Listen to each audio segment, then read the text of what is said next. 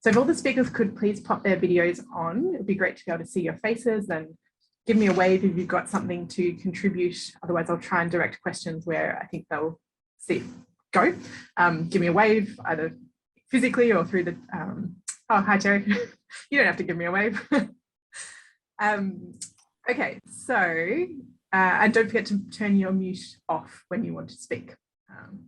Okay, so a couple of the questions that have come through, I can kind of group them into categories actually. And one of the key categories that comes out is this idea about imposter syndrome and finding your passion. So I know a lot of you spoke about this idea of finding your passion and figuring out what you really want to do for the rest of your life. So one of the questions that come through has been, well, the rest of your life is actually a really long time and your passion may change over time. So can anyone comment on their approaches or tips about building resilience and the courage to change as needed, perhaps more than once over their career trajectory? Has that been something that's come up for anybody?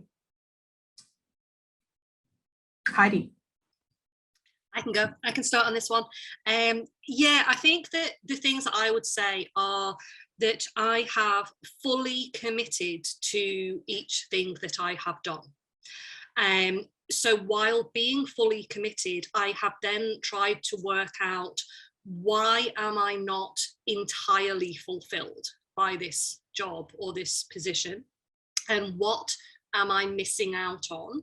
And then for me, it's that 2-year, 5-year plan.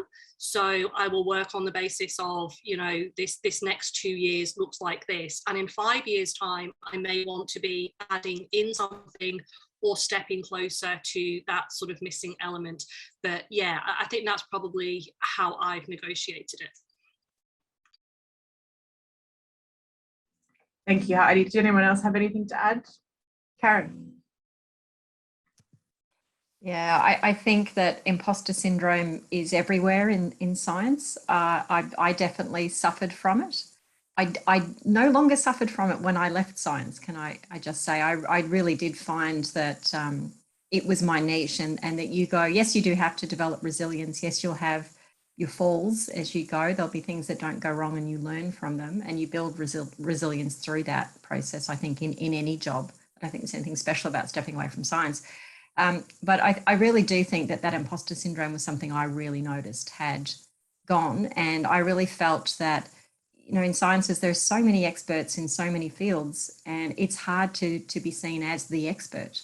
And I think I found that in another career path where, you know, I very quickly found that you could become the subject matter expert and people would come to you for advice. So yeah, imposter syndrome is everywhere. We'll all fail, I think, in our new careers. I did take a step away from the university sector and came back because I didn't like life outside of that sector. I have a real passion for working in the university sector. So yeah, I think you will build resilience no matter where you go. But yes, imposter syndrome, don't think it's only you. It happens to everybody. Most people. Certainly happened to me. Bert, did you have a comment as well? Yeah, just very briefly, I think it also comes back to what we've discussed in terms of work-life balance, because if you're really 100% of your life dedicated to work, that can even accumulate more and more, and you can get this imposter feeling. And that's definitely also my experience. It can get worse. So at least have this kind of try to think in COVID-19 times, it's very difficult as well, but try to keep a healthy work-life balance, because if you then, like for example was with me, you have a hobby that fulfills you, that might also firstly reduce that syndrome, but also gives you a new perspective, what might be actually the right pathway for you in life. Absolutely. I guess following on from that, does anyone think there's still stigma within the research community about transitioning out of academia? Did anyone face any backlash about that transition and have any consequences of that transition?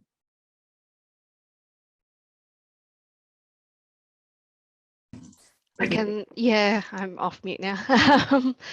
Yes, absolutely. So my peers that I went through with my PhD, a lot of them stayed in the research field and continued on, and they're working at the WeHi's in University of Melbourne and Monash and that type of thing, postdocing or in more permanent research roles. And so amongst my friends, it was very much, oh, she's given up on science because she wasn't good enough, and, you know, now she's doing something else. And that wasn't the case at all. Like, I could have kept going if, you know, like, we could all keep going. We'll find a way if we want to make it work. But my passion was elsewhere. And I think that's lost. And I often get comments, and I actually told my friend off one day for this, because, oh, if I can't make it in science, I'll become a patent attorney. It's those sort of comments that it's like, wow, thanks. So there is some backlash. There is a bit of a stigma of, okay, you've done your PhD, why haven't you stayed on in research? But people have reasons, and I think people are becoming more cognizant of the fact that there are valid reasons for wanting to leave science. You know, another reason is my husband's a scientist. When I was sort of thinking about going into patent attorneying, he was on 3-month contracts, 6-month contracts, and practically, how are we ever going to get a mortgage if we're both on those sort of contracts? So I think people are waking up to the fact that there's very valid reasons for transferring into different fields, and hopefully that's sort of ending that stigma that I think has been in the past. Yeah, absolutely. Thanks, Brittany. Heidi, do you want to add? Yeah, and I think what I'd add to that is there's a sort of aspect of what do you want to do at this time. So coming out with a net positivity. So I succeeded on my own parameters in the sort of that 3 years or 5 years where I'd committed to something. And we are all an underachiever in comparison to somebody else, right?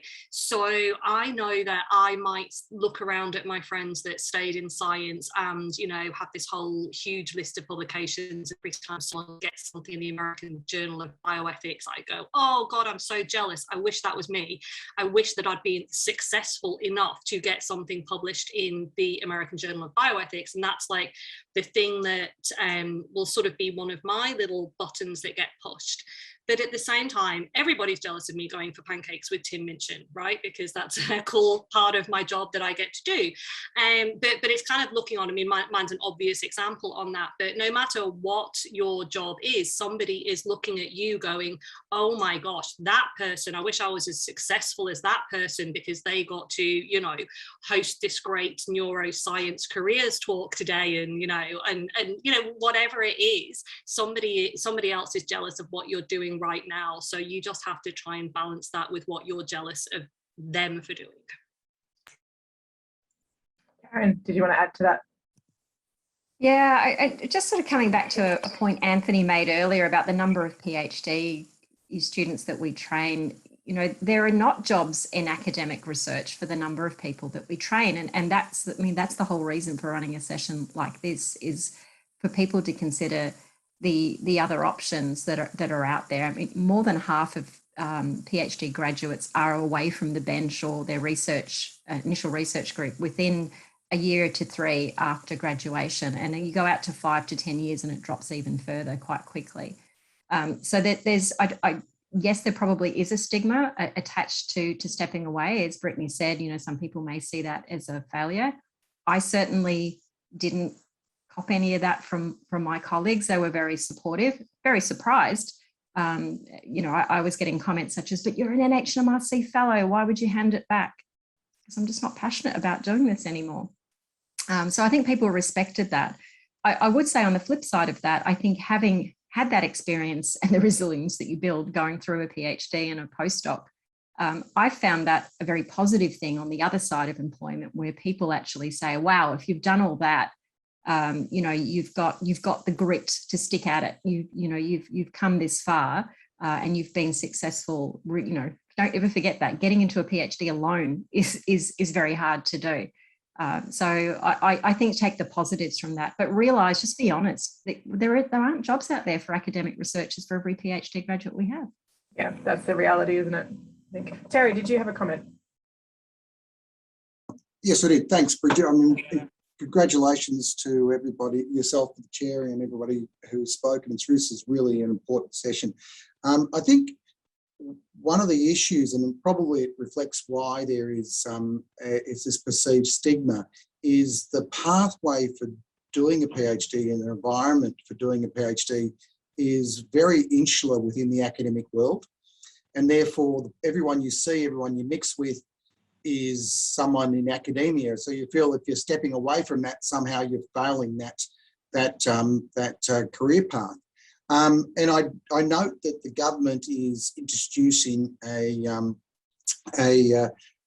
initiative where they would like to make compulsory, at least highly incentivized, that every PhD student does a 3-month internship, they're calling it, within industry.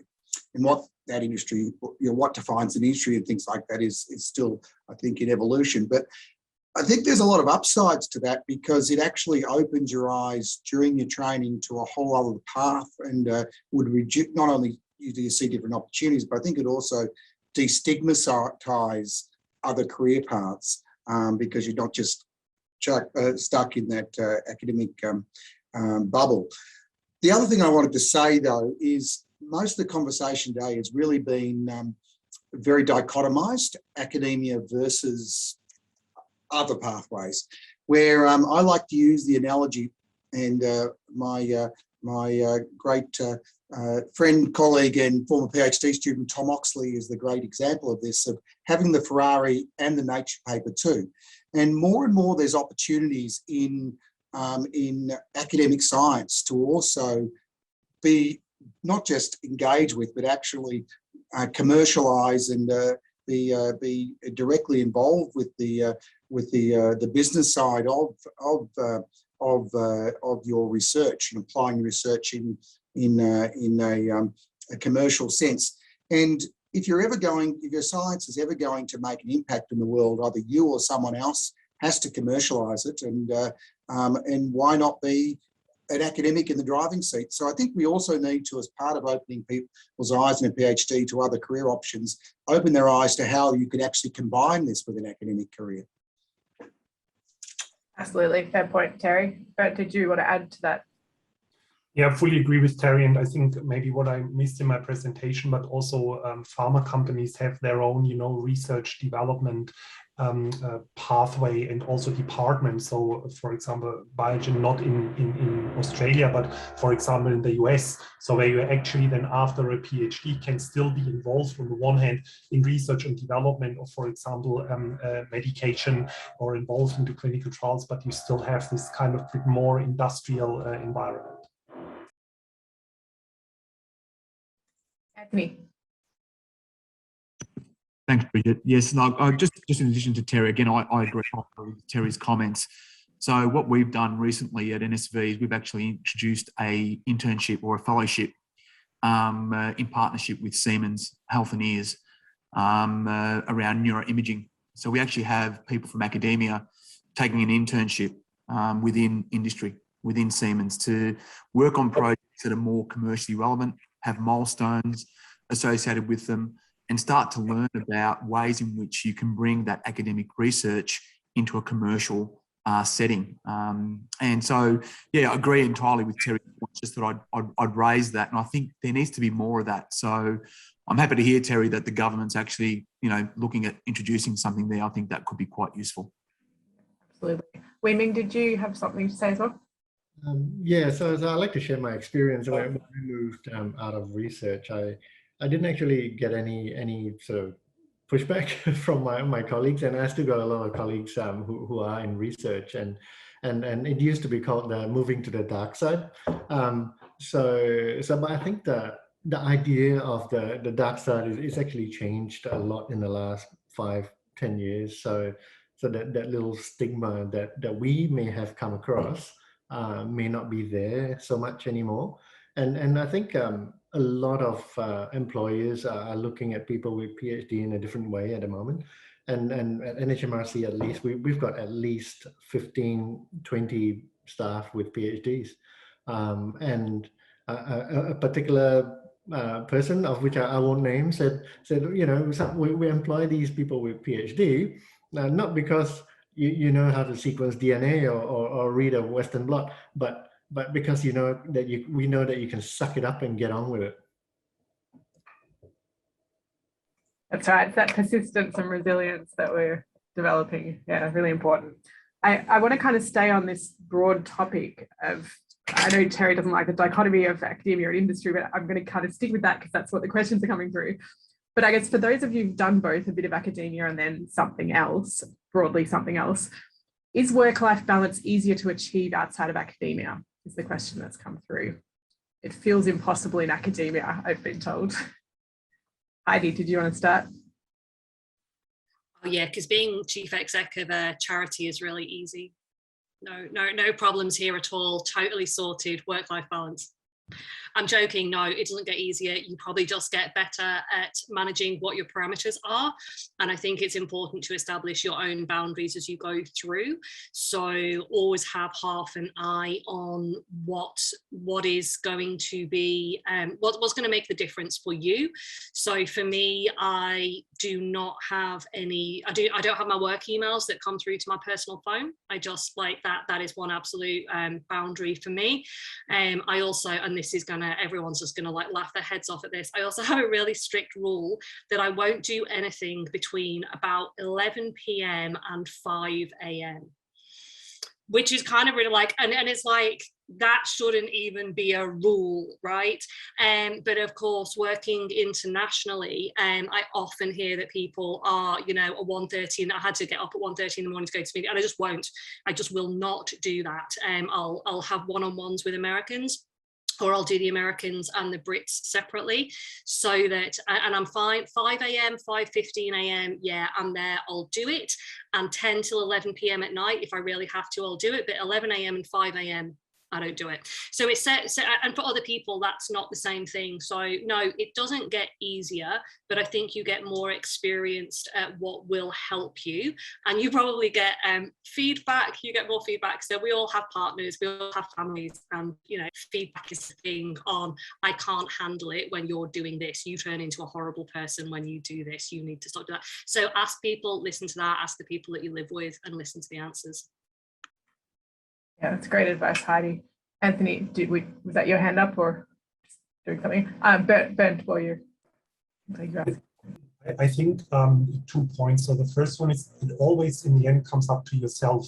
So regardless whether you are in academia, research, or in the pharmaceutical industry, it's up to you to make that decision, what is good for your own health balance, because that's also something I had to learn. Even if maybe at the pharma industry, there are more maybe policies in place to encourage you to look after that, but you have the decision, and it probably comes also to like, how easy is it for you, or how comfortable do you feel to say no to things, right? Or are you more a person that always says yes and takes on another task and another task? That encouragement is a bit better than looking at my career as when I was a PhD student. But in the end, it's your own decision, regardless of whether you're a PhD student, a postdoc, or you're working in industry, what you consider as healthy for yourself.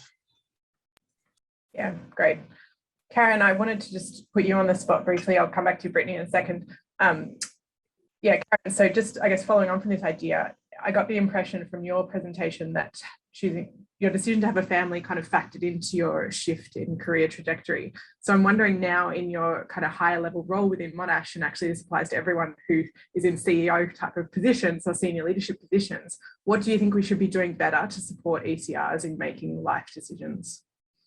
Yeah, it is a tough one, and I think, as I said in my presentation, I felt back when I was in ECR that the pressure was definitely on, you know, people not taking parental leave for extended periods, and that was one of the factors. I just didn't see myself sort of having my kids and racing back to work, and not for 1 minute do I regret that in terms of taking some time out with them. I think we can do some things better. I think getting rid of the stigma that's still in science around things like taking parental leave, and I use the word parental leave instead of maternity, because more often, you know, men are wanting to take on some of that responsibility, and most workplaces now have policies in place which allow you to do that.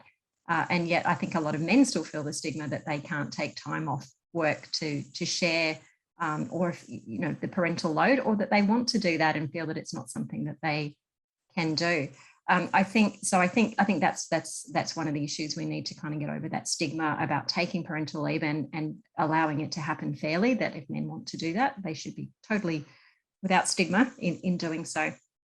I think we have the policies and practices in place in most organisations that would support ECRs, particularly around things like parental leave or carer leave of other types. But yeah, I think getting rid of the stigma. And so I think days like today are sort of part of the way of doing that, is to have those discussions and show that there are other ways to do it, where people can have very successful and progressive careers, but still, you know, have that work-life balance and still take career breaks to raise children. Thanks. Brittany, did you want to follow up on that? Yeah, I was just going back to the question of, you know, where is it harder to achieve work-life balance? And I guess I can make a bit of a comparison. As I said, my husband's still in research. We're chained to the desk about equally, I would say. You know, we're both in the study for the same amount of times of an evening. Swings and roundabouts, of course. Sometimes I'll be doing the hard work and the late nights, and then other times it's him.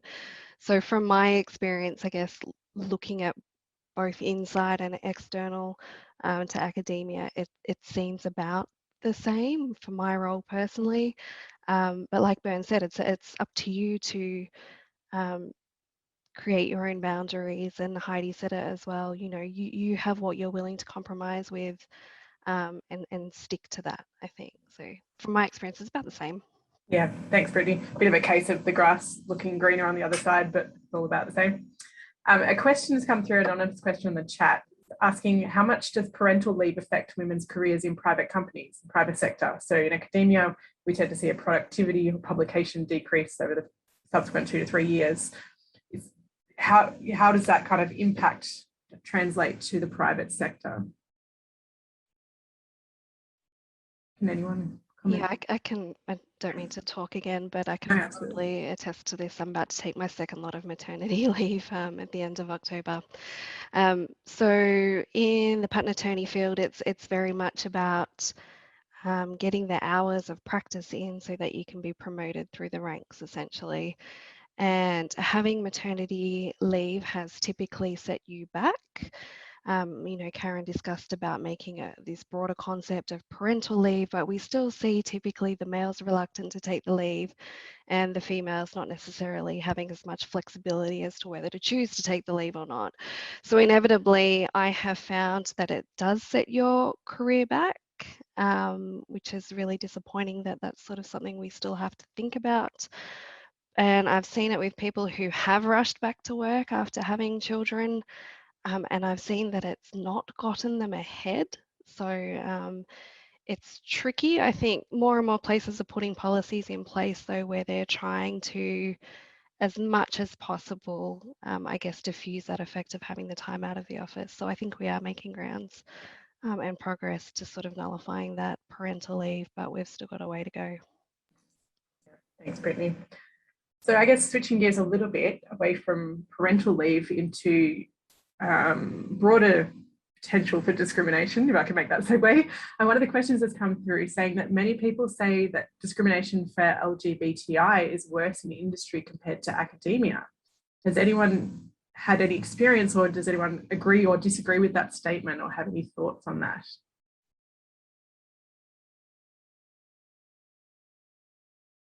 You look surprised, Heidi. Yeah, I mean, I would hope that maybe there are specific workplaces or something where people have had bad experiences, but I'd really hope that that we're heading towards a place where that could be reported and called out. And you know, talk to my organisation, we campaign for change. But yeah, that is. It's horrible to hear that, and I think that it's the same with the parental leave as well. Women should not be being penalised in their careers because they are having kids. No one should be being penalised for these things in their career. But yeah, I think for each individual, you have to negotiate your way around various hurdles. I'm just sorry that could be even perceived to be a hurdle for somebody that they have to negotiate their way around. Yeah, agreed. It kind of segues into another question that came through, which is, what is the best way to gauge the environment or culture of a potential workplace when you're looking at new jobs? Karen. Yeah, it can be hard when you're outside an organisation to know what it's like. And I certainly, when I leapt away from the bench, as I mentioned in my presentation, had a short stint at an outside organisation which was going through rapid change, and it became very toxic because of it, including people losing their jobs. And it wasn't a very nice culture. And that was actually my biggest reason for leaving that organisation, is it seemed to me just to be toxic and bullying. And I just thought, no, I don't want any part of this. What I think can be good is, particularly, a number of speakers spoke around network. And I think you'd be surprised how those networks can help you find out about other organisations. As simple as people you might have gone to school or uni with, and you look them up on LinkedIn and find out they work for that organisation that you're trying to connect to. And you can have a, potentially an honest conversation with someone around that organisation, or particularly if they've worked there before and left, then they'll be really honest with you about what it's like. But I think also just, going online, looking at their websites, looking at their social media, trying to get a sense of who they are and what they do, and to see if that matches in with your values and your beliefs. Great, thanks, Karen. Anthony, did you want to say something? And then Heidi. Yeah, thanks, Bridget. Just to follow on from Karen's point, I think that's a really wise bit of advice there. And just to talk a little bit about toxic culture, everybody I've spoken to in academia talks about a toxic culture. I think the way to handle toxic culture, from my experience, is just to be true to yourself and to call it out if it's there. And, like, whether it be for, in terms of diversity or inclusion or whatever it is just call it out. And I know that comes with experience potentially. And, some people might feel, that they are inexperienced to say so, but I think people will actually see you as being quite mature. And calling those sort of things out are really important. I think the other way to deal with cultural issues within an organisation is really to try and lead by example. So I think if you lead by example, others will follow. And really, I see a lot of workplaces I've been involved with, we see it all the time, groups that I deal with, you can see that there's a toxic culture in there. And I think a lot of it stems from, let's say the leaders of those groups or the leaders in those organisations that sort of set that bad example. And so I think my view would be just lead from example, and leadership can come from any angle. It can be anybody within your organisation that just sets that example. So that's just my sort of comments to add on to Karen's comments. Yeah, absolutely. Great. Heidi. Yeah, and I'm going to totally say the opposite to what Anthony just said with respect. But I think that there's quite a lot of evidence out there that a bad culture will change you rather than you changing them. And I think if you go into a place and you're one cog and there's 20 or 50 or 100 of them, whatever it is, yes, you can try, you can do your best and calling it out, and there's a place for that. But I just wanted to say that twice in my career, I have lasted about 3 weeks. I've done that twice in 2 different jobs where I've gone in, and I've gone once was when I was headhunted into a biotech company, and I went into and that was one of my first times off the bench actually, and I went, well, it was still bench work, but it was out of academia, and I went into this biotech company and I hated it. It was such a bad fit for me, and I went after about 3 weeks, and it's always incredibly stressful and it's incredibly challenging, but it didn't, it didn't knock where I ended up. There's probably times where it is very hard to reset yourself after doing something like that. But I would just sort of say that happened to me. It happened to me a couple of times, and I chose to decide sooner rather than later and be unemployed and find a new job. Thanks, Heidi. Bernd, and then Wei Ming. Yes, I just wanted to add on that with the workplace. I mean, there is, I don't know if that has been available years ago, but there are now also certain rankings in terms of best workplace to work with, which of course is not the the ultimate list, I would say, but at least it gives you a bit of an idea. What are the criteria there? And then maybe you might know a person, or you find through LinkedIn someone that knows someone that works there. So to get an idea a little bit from that. And then also from that, and it might be worth to look a little bit at social media. What are the companies actually posting, like, for example, on LinkedIn or on Twitter? What are their goals in terms of, for example, reducing fossil use, or do they make a lot of announcement about diversity, culture? And so I think that gives you also a little bit of a glimpse and an idea where this company has its focus. Yeah, thanks. Wei Ming, did you have something to add? Yeah, so I agree with Heidi that you know, that there are certain places where it's actually quite hard to change the culture as well. But as Karen said, you know, doing your networking, find out from people, have that conversation with strangers even, just to find out what the culture is like, is really important before you join an organization. And in fact, after you join an organization, the organization can evolve as well. So keeping tabs on the culture and how it's actually evolving is really important. And I've worked in places where when I joined the place, there was no Mondayitis. Let me repeat that. There was no Mondayitis. But when I left the organization around the time, I thought something is not quite right. So that's when quite a few people thought that something is not quite right either. So it's good to actually keep tabs on the culture of the place and to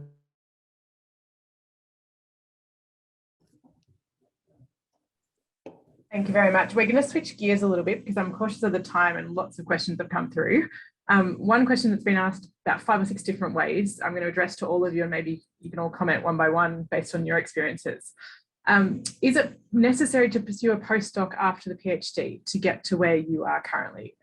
Can freshly graduated PhD students have a role in the companies or the positions that you've worked in? Is an honours sufficient? Is a master's in biotechnology sufficient?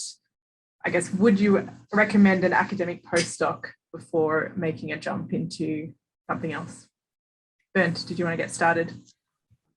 Yeah, so I would say for pharmaceutical industry in general, you definitely don't need necessarily a PhD. There are enough jobs out there where you can be successful without a PhD. And Anthony raised the different departments that you have within biotech and pharma. In medical, I would say you get probably better chances with a PhD. When it comes to the postdoc question, I mean, I must say I was lucky that during my postdoc, I was working with great people that are well acknowledged also within the industry. So having worked with them on the research side made it also a bit easier for me then to open the door on the industry end. But again, there are enough examples out there that depends on your career pathway, but that it's not necessary to do a postdoc.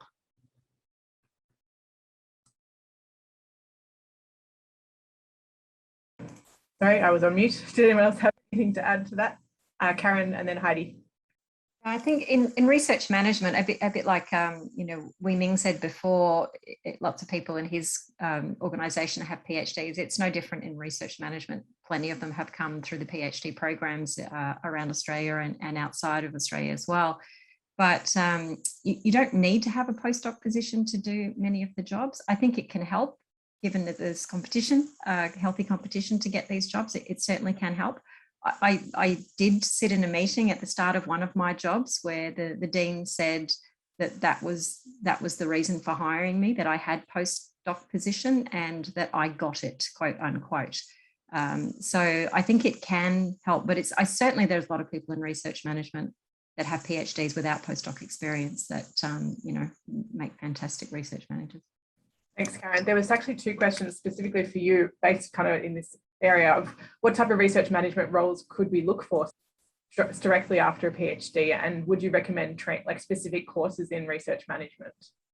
Yeah, there's not such a thing as a sort of a course per se in research management. There is an organisation called ARMS, the Australian Research Management Society, and they have a program which is sort of micro-credentialing that you can sign up for, and I'd recommend that for anyone that's sort of getting into research management, but you kind of do it in the job. It's not something, of course, you do to get into the job. as such. So I think, you know, you can do that. In terms of the type of job, I think that really comes down to the type of person that you are and what you're passionate about. As I said in my presentation, research management is many things. If you really like the sort of technical stuff and you want to do something like platform management, you know, that is a very different research management role from being a graduate research manager and doing sort of student service things with PhD students and doing their training programs with them and that sort of thing. So there's lots of opportunities, and I think it really depends on what sort of people you like to work with and how you like to work. Do you want to work with researchers and maybe you do things more in the sort of research programs and grant management? Do you want to work with students, maybe graduate research management's for you? Do you like the technical stuff? So it's many jobs, and I've done several of them within my career within research management. It hasn't all been one job. Yeah. Thanks. Heidi. Get my buttons in the right sequence. Yeah, two separate questions for me. One is the honours, masters, PhD part, and the other one is the postdoc part. So in terms of non-profit leadership specifically, having a PhD was absolutely the most useful thing in the world. So if you want to go into leadership in non-profit, so you can get a job as a program manager or as a senior program manager, and you can sort of hoik your way up that way. Nothing wrong with doing that, but you can do that with an honours or a master's. But you would be looking at going into those jobs as a sort of program manager or something. Going in with a PhD in a health-related or science-related discipline, all of those jobs of your leukemia foundations and your kidney Australias and your pancreatic this and, you know, all of those many health, and I'm just making up words, I don't know any of those actual charities, but all of those ones are places where having a PhD to get to the top will be immeasurably useful. In terms of the postdocing for me, and I think it was Bernd that was sort of saying that he when he was getting towards the end of his PhD and somebody sort of tapped him on the shoulder and went, oh, hey, maybe there's a thing for you over here. That's exactly what happened to me as well, but my opportunity was teaching. And I went into that sort of teaching and lecturing role, and that for me gained me a whole lot of skills in terms of confidence in public speaking. It massively increased my network. I picked up teaching all over London at lots of different universities, met lots of different people. So I don't think you have to do it, but you have to do something after your PhD. And in my world, going in at the senior program manager level probably wasn't going to be the right thing for me. I preferred doing the teaching and then going into the leadership position. Yeah. Good points. Brittany. Yeah, I can talk to, I guess, if anyone's interested in becoming a patent attorney. Technically, to register, you just need a bachelor's degree in a specific science field. In practice, I guess, when it comes to applying for jobs, employers are looking for a PhD qualification, and specifically going back to those transferable skills that, you know, an employer will inherently assume comes with that degree. I think it's not necessarily about the technical aspects, but all of those additional skills that you pick up along the way. But even more so now, the positions are becoming quite competitive where postdoc experience is favoured. It sets you apart from the other candidates, and really 95% of the people that we're employing do have postdoc experience now, if not something in addition to that. So a certificate in commercialization or some sort of IP commercialization additional factor as well to set you apart. It's quite competitive. Thanks, Brittany. Anthony, did you want to add something? Thanks, Bridgette. No, Brittany pretty much stole my thunder there. I think that's a really good point. It really comes down to the world's becoming pretty competitive. And I think that the more you have, the better it'll be in general. And especially when you're looking at various senior positions, as Heidi mentioned, I think if you can demonstrate that you've had that international experience, outside of whether it's a postdoc or not, it's just that international experience of working somewhere international. I think that holds you in pretty good stead. So no, they're just some additional comments, but yeah. Yeah, great, thanks. Waving, you waving at me? Yes. Yep. I think having the postdoc experience actually definitely helps because it actually gives you a bit more maturity and perspective as to what doing research is actually like. I mean, coming out of a PhD, it's a PhD. You learn a few things, but postdocing is quite different from doing a PhD. And I think I've met quite a lot of people in research management who have done postdocs and who haven't done a postdoc. And the way the thinking is very different. You tend to feel the pain more if you're making policy changes that is going to affect the researchers. You would always think, how is it going to affect the researchers? What are the negatives? What are the positives before a policy change happens? And that is why in NHMRC, we're actually lucky to have a very experienced researcher as a CEO. And she's always thinking, how is it going to affect the researchers? So having that postdoc experience helps a lot. The insider knowledge, I guess. Yeah. Great. So a question's come through just while we're speaking about getting a job. What about the job prospects for foreign nationals in Australia? Do you think it's harder to get a job in your respective industries when you're on a temporary residence? Anthony, do you want to comment? You're nodding at me. Oh, look, I think the answer just in general is yes, unfortunately. But yeah, I don't really know the specific, sort of reasons, I guess, why that is the case outside of the obvious. But yeah, it's disappointing that, in this day and age that is an issue. And I think I'm nodding just to say, yes, I think it is more difficult, unfortunately. Yeah. Bernd, did you have a comment?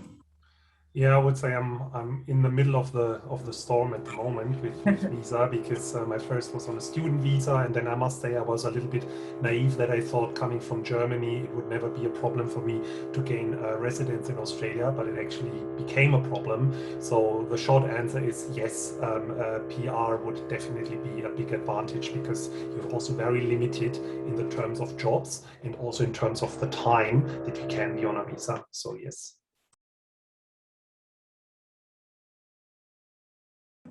Sorry, Heidi. I got my permanent residency in May of this year, which took a mere 5 years of being in this country. But saying that, I did manage to get the first job while being on a temporary visa, and I think that for me, it's what I was saying. I think that with the organisation that I went to, my PhD in science, and I think it's what Anthony said as well, that international experience that I had, and I was just a really great catch for them and a great alignment for this very small charity that I went to be CEO of. And they were actually incredibly supportive and saying if anything did go wrong with the sort of partner visa process, then they would be willing to sponsor me, because they thought that, my unique skill set meant that So it didn't hold me back in that way, because the jobs were a good alignment for me. But yeah, it's sympathy to everyone on that path. Yeah, it's a challenge. Brittany, did you want to add something there as well? Yeah, just in our industry, there was a federal law change a couple of years ago where it's essentially preventing us from recruiting from overseas. So we would get a lot of candidates from the UK, for example, who were looking to come over and sort of requalify as an Australian attorney. That door has effectively been shut now. We must always advertise to Australian citizens first before we can even think about extending the role to anyone coming through an overseas pathway. And it's quite difficult. We have to go through a whole sponsorship arrangement with overseas candidates. So I guess it's good in a way, because it means that there's more jobs open to people who are currently here and available to start straight away. But there has been a big shift lately. Yeah, thanks, Brittany. I might follow up with another question for you. Someone's posted anonymously saying that English is my second language. I will always have an accent and make minor grammatical mistakes or use unnatural expressions. Is there any chance for patent attorney or research management roles for people like me? So in terms of patent attorney, I would say yes, definitely. We are very reliant on our written communication skills. I mean, 90% of our correspondence is via email, via writing, quite detailed legal opinions and whatnot. So there is the opportunity, and we will take that time to assist you in improving your written and oral skills, but it's definitely not going to exclude you from the profession. Good to hear. Karen. Answering the research management side of that, no, that doesn't get in the way. Sort of following from what Brittany said, obviously you need to have strong communication skills, including written, but universities are the United Nations, right? They're just full of people from all over the world, and it's something that we value. And I don't think that holds anybody back in the university sector. There's plenty of my colleagues are born overseas. I am myself born overseas. It's just I don't have anything but an Australian accent. Thanks. I have a bit of a fun question addressed to Heidi and Wei-Ming. What kind of salary might a PhD graduate expect working for a non-profit or for the government? Good question. So depending on where you come in, our salaries, I'm very happy to say my salary. So I am currently on 110,000, but it's prorated to 3 days a week, although I work 7. But I'm in a unique position because my non-profit is a very, very recent one. In my last job, I was earning 130, but there was talk that was sort of in the 130 to 150, 160. A lot of kind of robbing Peter to pay Paul and balancing on things. So I think for the sort of smaller non-profits, there's something called the non-profit, there's a non-profit salary calculator thing, which is really helpful. So that's sort of where I am. In terms of employing people, I employ a lot of people around $40 an hour. A lot of casual $40 an hour for people that really know what they're doing and are smart. So, it's not fantastic. But pro rate, I earn like $31 an hour, but I do get to go for pancakes with Tim Minchin. So $40 an hour, probably a lot of people would be on $65,000 to $75,000, which I know is low compared with where you could be in the world. And that can go up to the sort of 80 to 90,000, depending on what non-profit and what particular job you get. But there's an awful lot. So if you're going for one of the really well-funded health-related charities, their CEO might be on $250,000 a year, and they may be quite happily employing people at the $150,000, $160,000 a year for being research director or something like that. So it's really something, make sure that you ask about the salary, make sure that you're prepared to do it. And for me, obviously, I have this huge alignment with what I'm doing now. Humanist Australia is about human beings flourishing, living ethically. I am ex-religious myself, and we support people who are ex-religious, etc., etc. And for me, this is just a perfect alignment with what I've been doing my whole life with my ethics and my whole sort of value-driven career. Salary, I was happy to take the drop in salary, and obviously this time period. But we'll also build back up as the non-profit grows. My salary should go back up to a normal place. It was sort of a long answer, but in non-profit, in case other people out there wondering about non-profit land, it really varies an awful lot. And I'm very happy to sort of share my own experience. And numbers, we have nothing to prove out here in non-profit land, right? Because it's not a competition; it's about the value alignment. Yeah, thanks, Heidi. Wei-Ming, did you want to add to that from your perspective? I can only speak from. I was in a non-profit organization about 10 years ago, so I'll have to say that, and in a fairly large non-profit.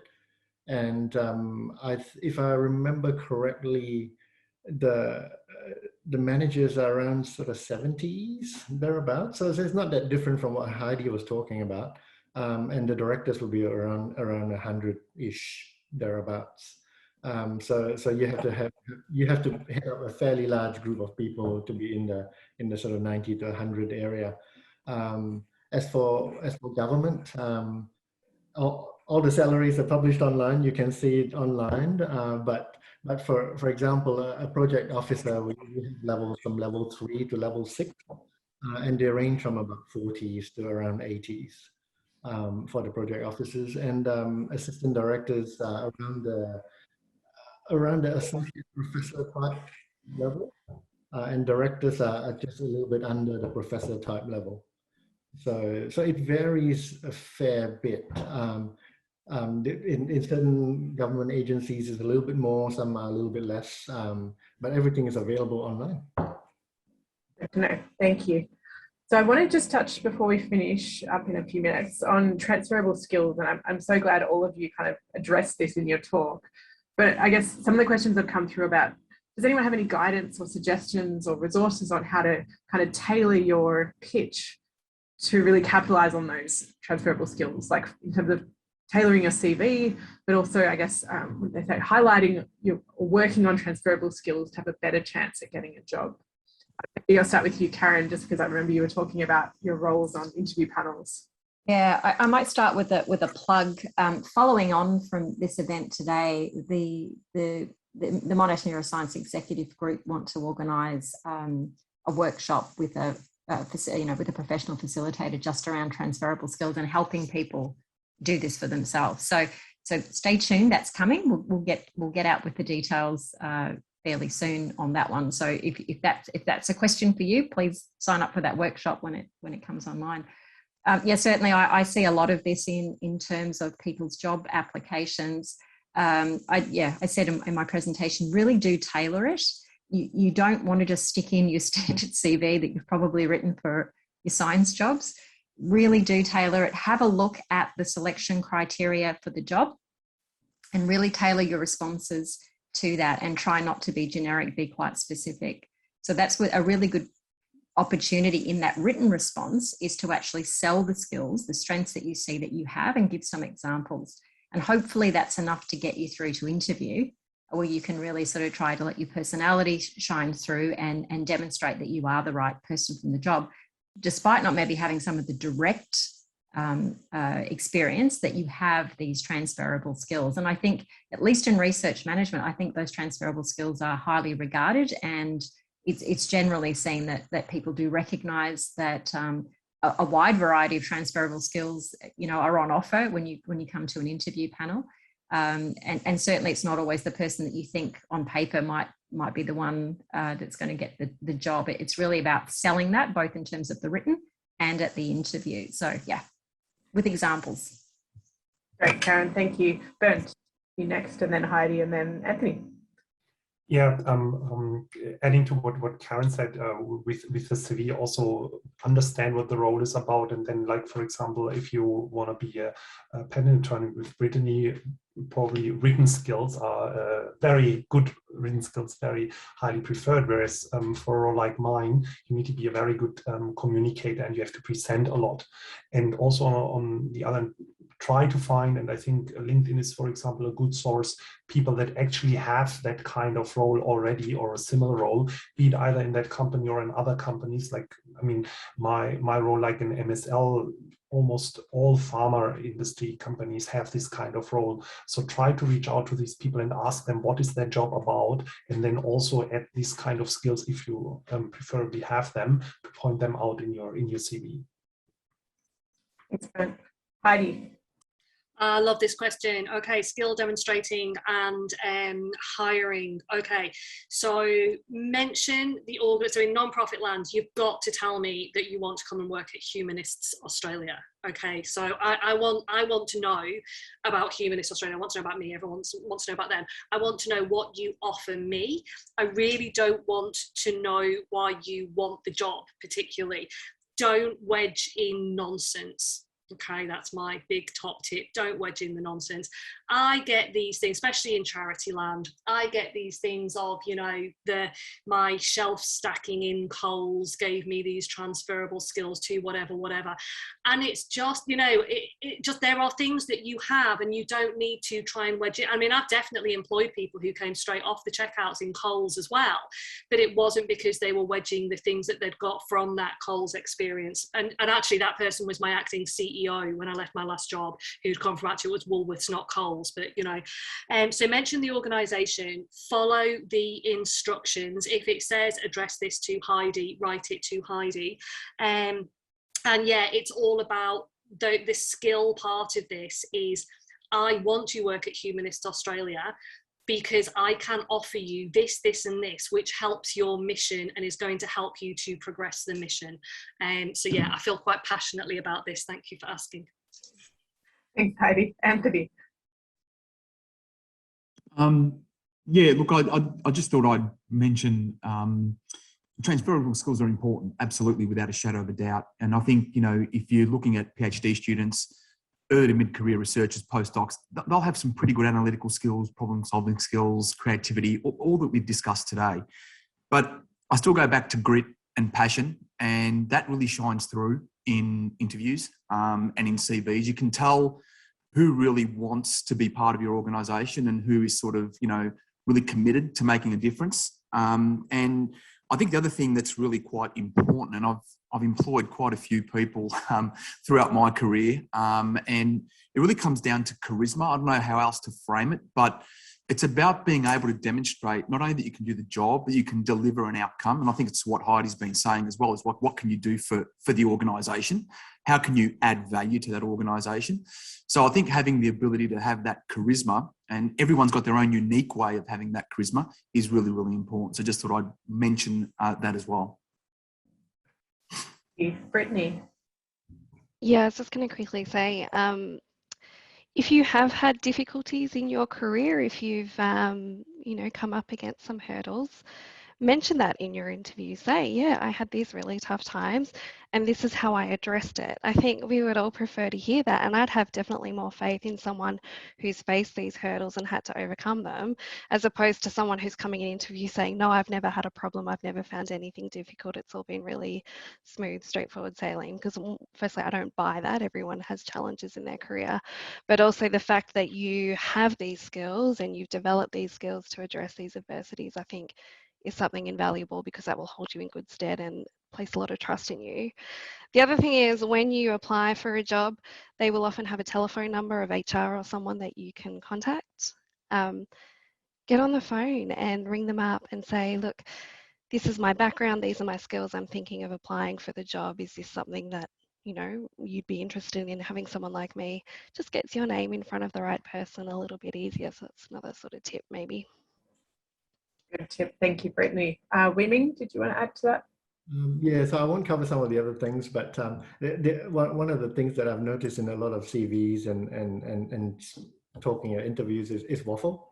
So don't waffle. Provide solid examples. Don't elaborate too much. Just get straight to the point, because the people do not have a lot of time. And the other one is targeting the organization with the right referees, who will talk about your skills, how you are as a person. There's no point putting somebody who is an expert in music when you're applying to an engineering firm, for example. It might be quite difficult because they can't speak to that language. So it actually helps to have that. So don't waffle, right referees, and just be honest, and remember the name of the person you meet first, who's the receptionist. Great, good advice to know the receptionist. I've got a couple more questions that we're probably not going to get to.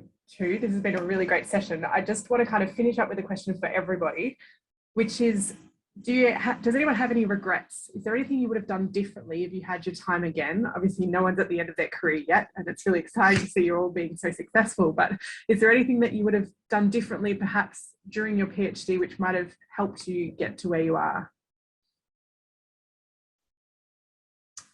Does anyone regret maybe not making the move earlier, or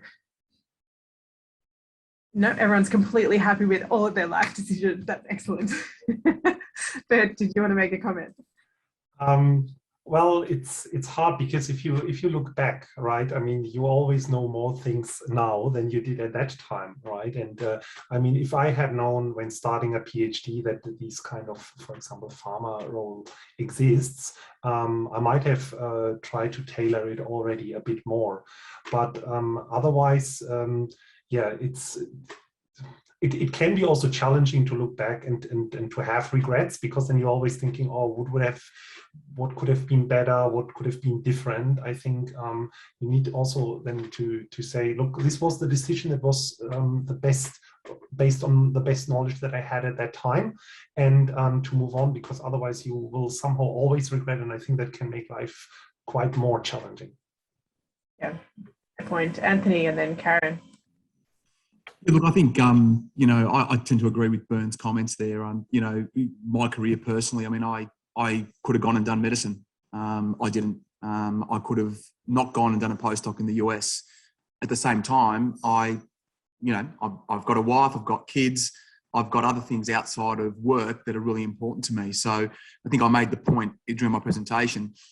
Yes, career choices are important, and where you work and what you do and what you want to achieve, absolutely really important. But for me personally, and you know, obviously everyone's different, but I think I base all of my judgments based on what's important for me also outside of work, in terms of my life. So I think that's where I look at it is, yes, you know, people could think I could have done this or I could have done that, but you are where you are. And I think you just got to be happy with where you are because, you know, to use the old analogy, the grass isn't always greener on the other side. So I think that's my sort of comments on that one. Thanks, Anthony. Karen, and then Brittany. Yeah, I just totally echo what Anthony just said. You can't change the past. So just look to the future and think, how do you get to the next step? Where do you want to go, you know, 2 years, 5 years, 10 years from now, and focus on that and focus on what you need to do to build your skills and your education to get there. So there's no point in having regrets, I always say. And on that point, Wing Ming said earlier, you know, they used to say you've gone to the dark side if you step away from the bench. When people say that to me, I say, no, I went to the light side. Just take it positively. Absolutely. Brittany. Yeah, I had a really good PhD supervisor actually who sort of said whenever you're in doubt about, you know, what the next step is, always do the thing that's going to open up the most options to you. And I think that's a really good philosophy, that sort of, okay, should I do A or should I do B? Well, what's going to then lead to the most opportunities going forward? And I think that's a way to sort of mitigate any potential risks down the track, any regrets down the track. Yeah, great. Anthony, what final comment from you? I think it's just stayed on for some reason. I didn't have any further comments. No worries, that's fine. No worries. Excellent. Thank you so much, everyone. I think that was a really great session. I really appreciate everyone's insights. I hope that's been valuable for everyone listening in.